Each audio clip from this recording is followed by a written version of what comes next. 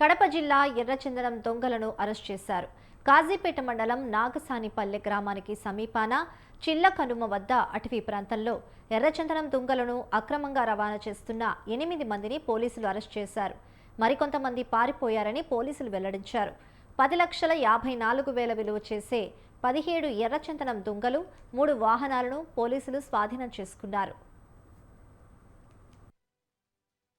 నిన్నటి దినము అంటే వెనుక 21/3/2026 తేదీన రాబడిన సమాచారం మేరకు మన కాజీపేట సిఈ గారు వాళ్ళ స్టాఫ్ మరియు ఫారెస్ట్ డిపార్ట్మెంట్ వాళ్ళతోటి పంచాయతీదారులతోటి వీళ్ళు వచ్చేసి ఇక్కడ నాగసానిపల్లె దగ్గర ఉన్న చిల్లకనం దగ్గర అడవి ప్రాంతం నుంచి దగ్గర వెహికల్ చెక్ చేస్తుండగా అక్కడ నుంచి ఒక కారు మరి తర్వాత అట్లాగే ఒక పికప్ వ్యాను తర్వాత మోటార్ సైకిల్ వస్తుండగా అనుమానించి వాటిని తనిఖీ చేస్తే కనుక తనిఖీలోన వ్యాన్లో వచ్చేసి 17 ఎర్రచందనం దొంగలు ఉన్నాయి.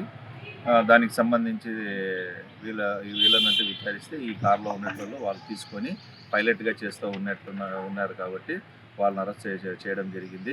అందులో ముఖ్యమైనటువంటి వ్యక్తి ప్రతాప్ రెడ్డి అని చెప్పేసి ఇతని వచ్చేసి చెర్లోపల్ల తిరుపతి టౌను. ఇతని మీద ఆల్రెడీ ఇంతకుముందు 3 కేసులు ఉన్నాయి. ముందు 4 కేసులు ఉన్నాయి. అందులో ఒక 2 ఎర్రచందనం కేసులు ఉన్నాయి.